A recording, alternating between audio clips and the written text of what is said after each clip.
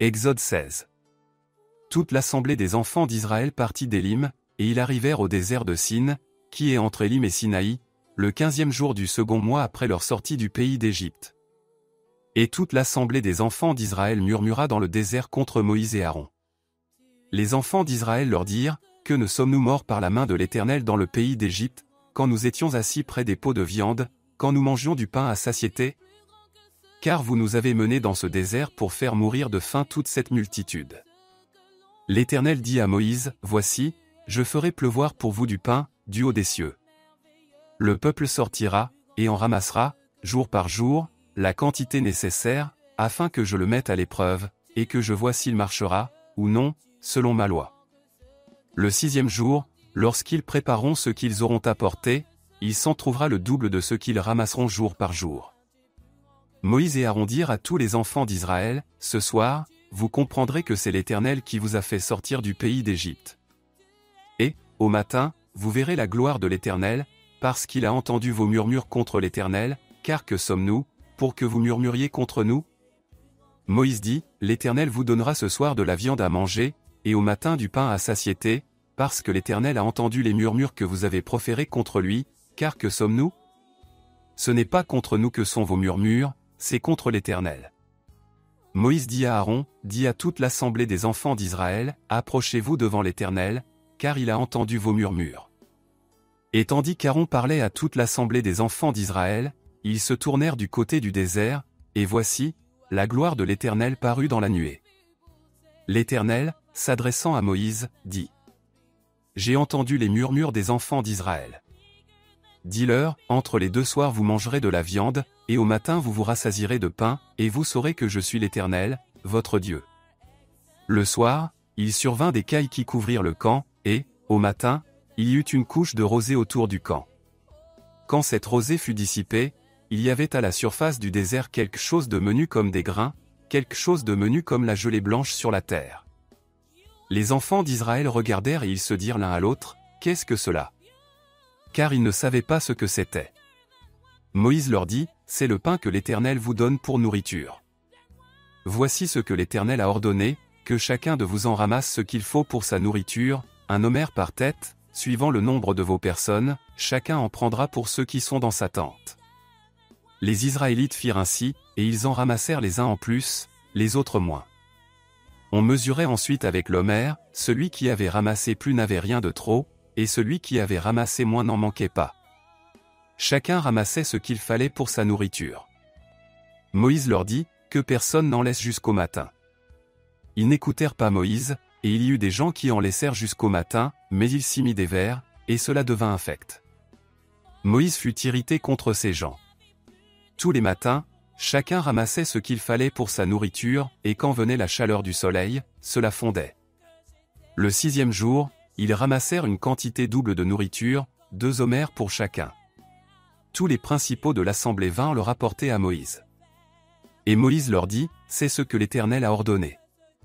Demain est le jour du repos, le sabbat consacré à l'Éternel, faites cuire ce que vous avez à faire cuire, faites bouillir ce que vous avez à faire bouillir, et mettez en réserve jusqu'au matin tout ce qui restera. » Ils le laissèrent jusqu'au matin, comme Moïse l'avait ordonné, et cela ne devint point infect, et il ne s'y mit point de vers. Moïse dit, « Mangez-le aujourd'hui, car c'est le jour du sabbat, aujourd'hui vous n'en trouverez point dans la campagne. Pendant 6 jours vous en ramasserez, mais le 7e jour, qui est le sabbat, il n'y en aura point. » Le 7e jour, quelques-uns du peuple sortirent pour en ramasser, et ils n'en trouvèrent point. Alors l'Éternel dit à Moïse, « Jusqu'à quand refuserez-vous d'observer mes commandements et mes lois? Considérez que l'Éternel vous a donné le sabbat, c'est pourquoi il vous donne au 6e jour de la nourriture pour 2 jours. Que chacun reste à sa place, et que personne ne sorte du lieu où il est au 7e jour. » Et le peuple se reposa le 7e jour. La maison d'Israël donna à cette nourriture le nom de manne. Elle ressemblait à de la graine de coriandre, elle était blanche, et avait le goût d'un gâteau au miel. Moïse dit, « Voici ce que l'Éternel a ordonné, qu'un homère rempli de manne soit conservé pour vos descendants, afin qu'ils voient le pain que je vous ai fait manger dans le désert, après vous avoir fait sortir du pays d'Égypte. » Et Moïse dit à Aaron, « Prends un vase, mets de la manne plein un homère, et dépose-le devant l'Éternel, afin qu'il soit conservé pour vos descendants. Suivant l'ordre donné par l'Éternel à Moïse, Aaron le déposa devant le témoignage, afin qu'il fût conservé. Les enfants d'Israël mangèrent la manne pendant 40 ans, jusqu'à leur arrivée dans un pays habité, ils mangèrent la manne jusqu'à leur arrivée aux frontières du pays de Canaan. L'Omer est la 10e partie de l'Épha. Exode 17. Toute l'assemblée des enfants d'Israël partit du désert de Sin, selon les marches que l'Éternel leur avait ordonnées, et ils campèrent à Rephidim, où le peuple ne trouva point d'eau à boire. Alors le peuple chercha querelle à Moïse. Ils dirent, « Donnez-nous de l'eau à boire. » Moïse leur répondit, « Pourquoi me cherchez-vous querelle? Pourquoi tentez-vous l'Éternel » Le peuple était là, pressé par la soif, et murmurait contre Moïse. Il disait, « Pourquoi nous as-tu fait monter hors d'Égypte, pour me faire mourir de soif avec mes enfants et mes troupeaux » Moïse cria à l'Éternel, en disant, « Que ferai-je à ce peuple? Encore un peu, et ils me lapideront. » L'Éternel dit à Moïse, « Passe devant le peuple, et prends avec toi des anciens d'Israël, prends aussi dans ta main ta verge avec laquelle tu as frappé le fleuve, et marche. Voici, je me tiendrai devant toi sur le rocher d'Horeb, tu frapperas le rocher, et il en sortira de l'eau, et le peuple boira. » Et Moïse fit ainsi, aux yeux des anciens d'Israël. Il donna à ce lieu le nom de Massa et Mériba, parce que les enfants d'Israël avaient contesté, et parce qu'ils avaient tenté l'Éternel, en disant, « L'Éternel est-il au milieu de nous, ou n'y est-il pas » Amalek vint combattre Israël à Rephidim. Alors Moïse dit à Josué, « Choisis-nous des hommes, sors, et combat Amalek, demain je me tiendrai sur le sommet de la colline, la verge de Dieu dans ma main. » Josué fit ce que lui avait dit Moïse, pour combattre Amalek. Et Moïse, Aaron et Hur montèrent au sommet de la colline. Lorsque Moïse élevait sa main, Israël était le plus fort, et lorsqu'il baissait sa main, Amalek était le plus fort. Les mains de Moïse étant fatiguées, ils prirent une pierre qu'ils placèrent sous lui, et il s'assit dessus. Aaron et Hur soutenaient ses mains, l'un d'un côté, l'autre de l'autre, et ses mains restèrent fermes jusqu'au coucher du soleil. Et Josué vainquit Amalek et son peuple, au tranchant de l'épée. L'Éternel dit à Moïse, « Écris cela dans le livre, pour que le souvenir s'en conserve, et déclare à Josué que j'effacerai la mémoire d'Amalek de dessous les cieux. » Moïse bâtit un autel, et lui donna pour nom, « L'Éternel ma bannière. » Il dit, « Parce que la main a été levée sur le trône de l'Éternel, il y aura guerre de l'Éternel contre Amalek, de génération en génération. » Moïse apprit tout ce que Dieu avait fait en faveur de Moïse et d'Israël, son peuple, il apprit que l'Éternel avait fait sortir Israël d'Égypte. Jéthro, beau-père de Moïse, prit Séphora, femme de Moïse, qui avait été renvoyée. Il prit aussi les 2 fils de Séphora, l'un se nommait Gershom, car Moïse avait dit, « J'habite un pays étranger. » L'autre se nommait Éliésée, car il avait dit, « Le Dieu de mon père m'a secouru, et il m'a délivré de l'épée de Pharaon. » Jéthro, beau-père de Moïse, avec les fils et la femme de Moïse, vint au désert où il campait, à la montagne de Dieu. Il fit dire à Moïse, « Moi, ton beau-père Jéthro, je viens vers toi, avec ta femme et ses 2 fils. » Moïse sortit au-devant de son beau-père, il se prosterna, et il le baisa. Ils s'informèrent réciproquement de leur santé, et ils entrèrent dans la tente de Moïse. Moïse raconta à son beau-père tout ce que l'Éternel avait fait à Pharaon et à l'Égypte à cause d'Israël, toutes les souffrances qui leur étaient survenues en chemin, et comment l'Éternel les avait délivrés. Jéthro se réjouit de tout le bien que l'Éternel avait fait à Israël, et de ce qu'il l'avait délivré de la main des Égyptiens. Et Jéthro dit, « Béni soit l'Éternel, qui vous a délivré de la main des Égyptiens et de la main de Pharaon, qui a délivré le peuple de la main des Égyptiens. Je reconnais maintenant que l'Éternel est plus grand que tous les dieux, car la méchanceté des Égyptiens est retombée sur eux. » Jéthro, beau-père de Moïse, offrit à Dieu un holocauste et des sacrifices. Aaron et tous les anciens d'Israël vinrent participer au repas avec le beau-père de Moïse, en présence de Dieu. Le lendemain, Moïse s'assit pour juger le peuple, et le peuple se tint devant lui depuis le matin jusqu'au soir. Le beau-père de Moïse vit tout ce qu'il faisait pour le peuple, et il dit, « Que fais-tu là avec ce peuple? Pourquoi sièges-tu seul, et tout le peuple se tient-il devant toi, depuis le matin jusqu'au soir ?» Moïse répondit à son beau-père, « C'est que le peuple vient à moi pour consulter Dieu. Quand ils ont quelque affaire, ils viennent à moi, je prononce entre eux, et je fais connaître les ordonnances de Dieu et ses lois. » Le beau-père de Moïse lui dit, « Ce que tu fais n'est pas bien. Tu t'épuiseras toi-même, et tu épuiseras ce peuple qui est avec toi, car la chose est au-dessus de tes forces, tu ne pourras pas y suffire seul. Maintenant écoute ma voix, je vais te donner un conseil, et que Dieu soit avec toi. Sois l'interprète du peuple auprès de Dieu, et porte les affaires devant Dieu. Enseigne-leur les ordonnances et les lois, et fais-leur connaître le chemin qu'ils doivent suivre, et ce qu'ils doivent faire. Choisis parmi tout le peuple des hommes capables, craignant Dieu, des hommes intègres, ennemis de la cupidité, établis-les sur eux comme chefs de 1000, chefs de 100, chefs de 50 et chefs de 10. Qu'ils jugent le peuple en tout temps, qu'ils portent devant toi toutes les affaires importantes, et qu'ils prononcent eux-mêmes sur les petites causes. Allège ta charge, et qu'ils la portent avec toi. Si tu fais cela, et que Dieu te donne des ordres, tu pourras y suffire, et tout ce peuple parviendra heureusement à sa destination. Moïse écouta la voix de son beau-père, et fit tout ce qu'il avait dit. Moïse choisit des hommes capables parmi tout Israël, et il les établit chefs du peuple, chefs de 1000, chefs de 100, chefs de 50 et chefs de 10.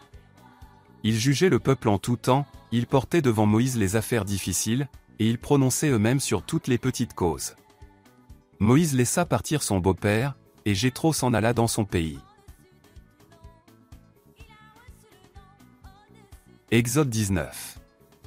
Le 3e mois après leur sortie du pays d'Égypte, les enfants d'Israël arrivèrent ce jour-là au désert de Sinaï.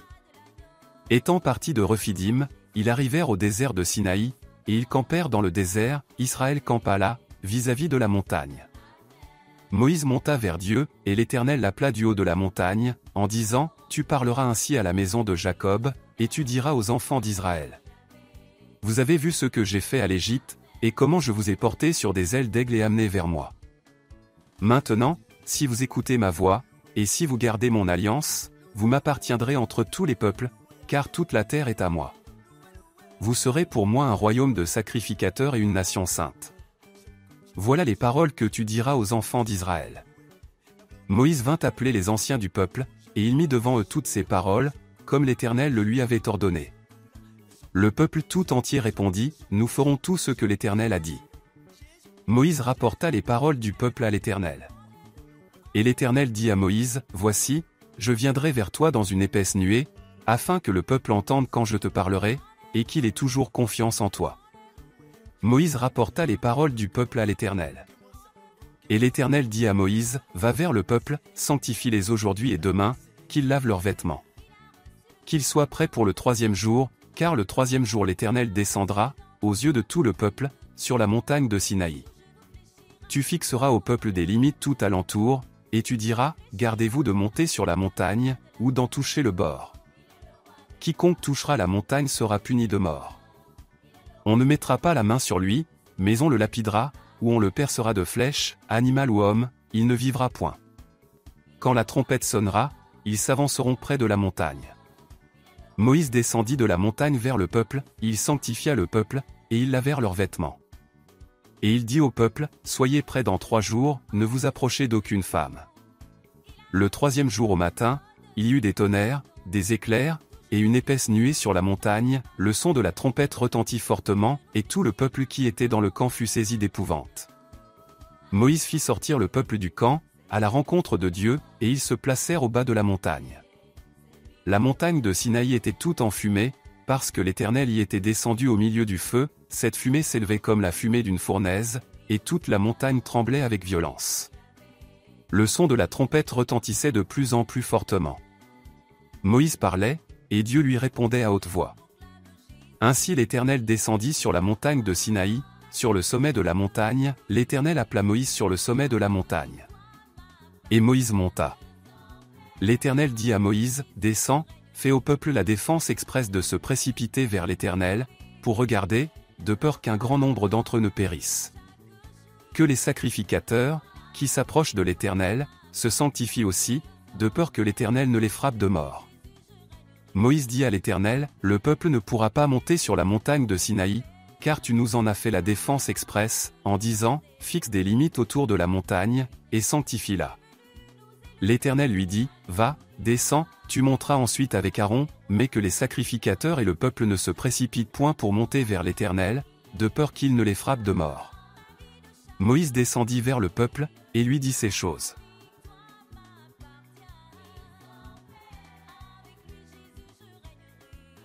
Exode 20. Alors Dieu prononça toutes ces paroles, en disant : Je suis l'Éternel, ton Dieu, qui t'ai fait sortir du pays d'Égypte, de la maison de servitude. Tu n'auras pas d'autre Dieu devant ma face. Tu ne te feras point d'image taillée, ni de représentation quelconque des choses qui sont en haut dans les cieux, qui sont en bas sur la terre, et qui sont dans les eaux plus bas que la terre. Tu ne te prosterneras point devant elles, et tu ne les serviras point, car moi, l'Éternel, ton Dieu, je suis un Dieu jaloux, qui punit l'iniquité des pères sur les enfants jusqu'à la 3e et la 4e génération de ceux qui me haïssent. Et qui fait miséricorde jusqu'en 1000 générations à ceux qui m'aiment et qui gardent mes commandements. Tu ne prendras point le nom de l'Éternel, ton Dieu, en vain, car l'Éternel ne laissera point impuni celui qui prendra son nom en vain. Souviens-toi du jour du repos, pour le sanctifier. Tu travailleras 6 jours, et tu feras tout ton ouvrage. Mais le 7e jour est le jour du repos de l'Éternel, ton Dieu, tu ne feras aucun ouvrage, ni toi, ni ton fils, ni ta fille, ni ton serviteur, ni ta servante, ni ton bétail, ni l'étranger qui est dans tes portes. Car en 6 jours l'Éternel a fait les cieux, la terre et la mer, et tout ce qui y est contenu, et il s'est reposé le 7e jour, c'est pourquoi l'Éternel a béni le jour du repos et l'a sanctifié. Honore ton père et ta mère, afin que tes jours se prolongent dans le pays que l'Éternel, ton Dieu, te donne. Tu ne tueras point. Tu ne commettras point d'adultère. Tu ne déroberas point. Tu ne porteras point de faux témoignages contre ton prochain.